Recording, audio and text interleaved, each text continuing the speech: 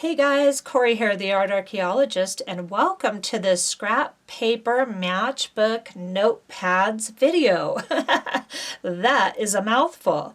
Okay, so as you're going to see in just a moment, I spattered the papers out of this Timeless Memories Prima A4 paper pad. I love this pad because everything in it is double-sided. All the beautiful pages are double-sided. Here's one of the little covers here, and then you've got your art intact. It's already done. And then these are from one of my Tim Holtz books, and this paper, I threw the cover out of this long ago, so I'm not sure which kit this is, but it is Tim Holtz. So now I've done the two sizes, and what's really fun about these is you can throw them in a journal. We're going to be doing this cover very soon together, so you can throw these in a junk journal. You can just take this and throw it in your bag. They're very handy, nice little size so that you have something quick and really fun to write on, and you can decorate the heck out of these. So I'm going to give you a basic demo on how to, just my process on how I go about it, but let's take a quick look at some of this. So I go over this with you in just a moment. And you can, these are all clippings from magazines. I've been really into going treasure hunting for books and old magazines at Goodwill and all different places, and some of these are from this Farmhouse magazine, this Country Sampler. When was this? October 2020. So it's a pretty recent one. But I have been having the time of my life, and I just put a video out on my little process of how this is an art form in and of itself. But I've got these really fun little images in here, and these are all cut-offs from other journal pages that I've coffee stained. Look at these beautiful. I have that one and the one I just showed you, and I thought, oh, they go really well in this little booklet together. So you can really spruce these up and then leave plenty of room for journaling. Here's some fun paper out of an old wallpaper sample book. This background was, I'm thinking this was in there too. I don't remember. I get paper from everywhere. So just go for it. Find some books, find some magazines, let yourself go wild. It's really fun to wind down at the end of the day, right before you go to sleep, by taking some torn out magazine or book pages and just laying in bed and cutting them. I love to do that. Look at that beautiful crystal. Isn't that cool? So these you can go a million different directions with these. I went ahead and laid that crooked. I just think it's so fun. This paper right here had a big mustache on it, and I didn't like it, so I covered it. That's the beauty of doing this kind of work too. If you've got scrapbook paper that you don't necessarily care for, or a part of your background paper, you can always cover it with a beautiful image. So here's this one, and I'll show you the little ones real quick, and then we'll get into this. This is pretty full, so opening and closing becomes a little trickier. So all of these are straight up blanks. Let me just pull out what I've got of this style. Now this is that Prima paper here. And then this one, I'll do a little flip through with you. Here's a blank of what I just showed you. It's all just completely untouched scrapbook paper in here, as are the rest of these except this one. But here's what I've got, quite a few. This is that. I love that Prima paper set. It's really got nice paper. Okay, so here's all these, and then I made a few with this other paper.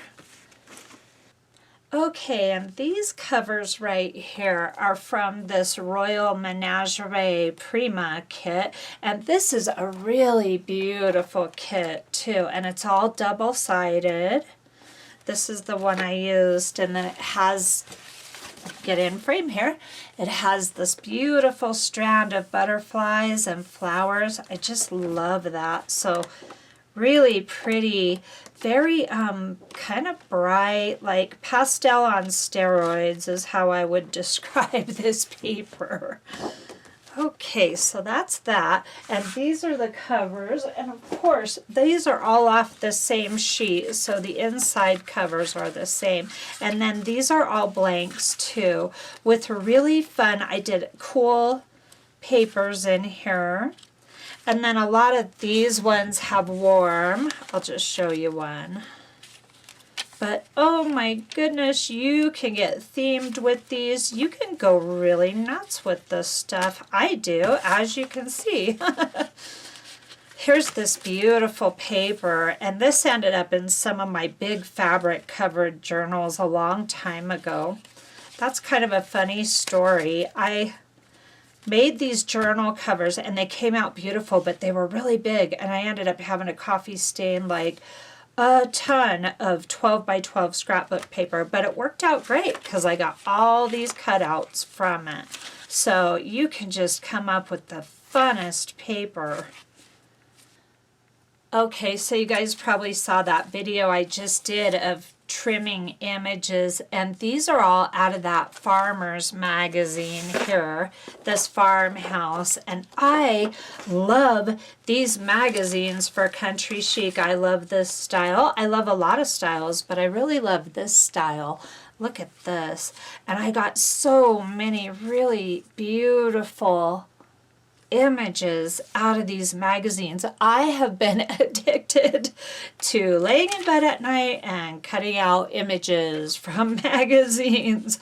So the beauty of this is you've got all this amazing stuff to apply to stuff like this. So here we go with this cute little book here. This is from old wallpaper book, and then this is scrap paper in the back, and I've got to tell you guys, I've been using this on all of my really sheeny images to you know, do the edges, and this has been working just fine. It's been staying put. I was worried it wouldn't because the pages are so sheeny, but it's working out beautifully. Here's a little image from a couple cut-offs from an old wallpaper sample book.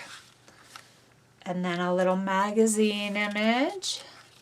And then a lot of these I just left alone, just left them the scrapbook paper for journaling and adding more little images or whatever.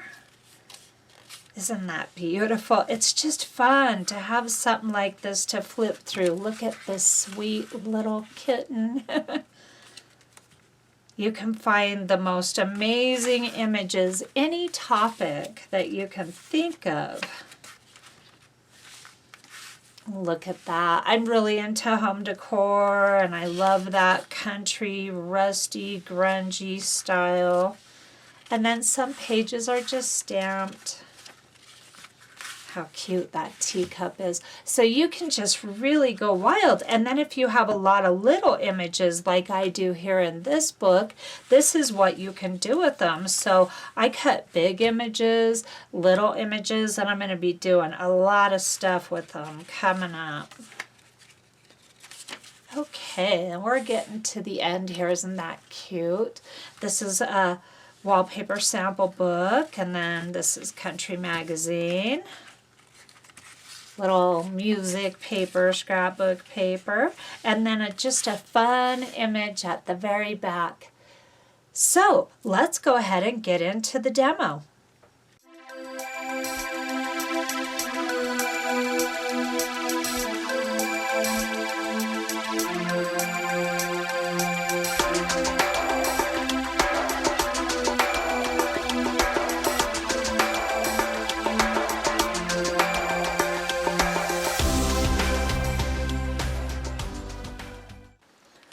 Okay, so here's the two sizes I've made, and I wrote down the measurements Now the small matchbook cover is 2 3/4 by 11.5, and the pages are 2.5 inch by 9.5 inch. So that's the size for this little one here. And then these bigger ones are covers 4.5 by 12, and then pages 4 1/4 by 10. So what I've got here is just the raw beginnings. Now these are all cut-offs from journals, of course. So I've got my stack of pages. Now what I want to do, and these are rough guesstimations based on 12-inch paper, so but it's close. This is a very good guide to go by. So the first thing I want to do is figure out which side I want to be my outside cover. Well, I'd like to have this be my outside cover, but with the text on it, you want to make sure and think that through, because you want it right side up. So it's going to be this way. So I'm just going to come in here and give myself a good, I don't know, 3/4 inch. I just eyeball this part. This is why it kind of becomes a rough estimation, but I've done all these very close to each other. Okay, so on this large one, you just want to pop a couple staples in. And I eyeball this part too. You definitely want it closer to the outside bottom because you want a nice room for that to tuck in. You do want to give this some extra paper here. And then I, of course, just eyeball the second one, and I get pretty lucky. If I'm paying attention, I do just fine. Now you want to go ahead and fold it. I don't always pay attention. And then things get messed up. I don't have my bone folder, but these scissors work just perfect. Okay, so now I've got my inside measurement. If I can get this thing open, I creased it so well. Now I want to go for my pages based on this inner lip. So I've got 5, so 4.5 is generally pretty good, just like I wrote on here. Oh, I actually wrote 4 1/4. So then I just take my trimmer. For this book, this is going to end up about 9.5 because I'm doing 6 sheets of paper, and I'll show you why. I've got it down for 10. I need to change that. It's always adjusting and whatnot. So I'm going to go to 9.5. Give that a whack. And then now that I've got my pages, you want to just line them up. This is how I do it. I do them all together. And you do want to have your bone folder for this if you have one. If not, your scissors will work just as good, just like mine. Okay, so I'm a little under that 5-inch measurement because this ends up getting pretty bulky. So I could have even gone 9 3/4, but this is okay. It gives this room to close. So you can just play around with that part as to what you like best. Then I've discovered a couple really cool little tricks. You want to open this up. Now, this next move I'm going to make, this trick is mine. Just gently ink the inside line of your book.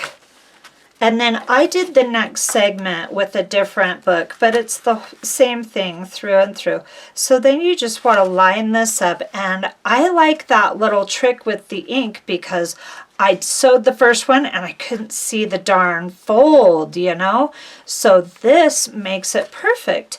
And then we'll move forward to that section. But real quick, this stitching of the signature is inspired by the paper Outpost. Pam over at the paper Outpost sews her signatures. She sews them into books. I'm amazed. So that's where I got that from. I did another file folder journal with a outside flap. too here on my channel, and that was inspired by Pam at the Paper Outpost too. So if you haven't checked out her channel yet, I invite you to. She's got some great stuff on there. Okay, let's go ahead and move on now. Now today I'm just using my little brother Project Runway Limited Edition sewing machine. Oops, so sorry. Try to get the pedal on the floor. And then I'm just running a straight stitch and locking in both ends. Very fun and simple way to make these books.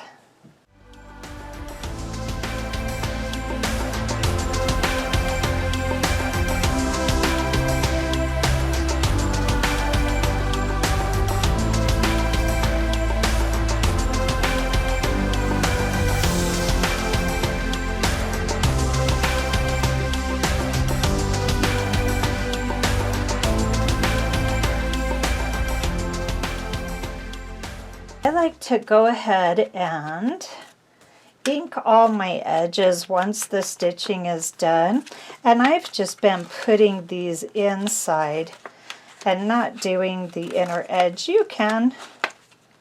I've just chosen to just do the outside, front and back. And this paper is already pretty dark, but this really looks lovely when you make it on the lighter covered books.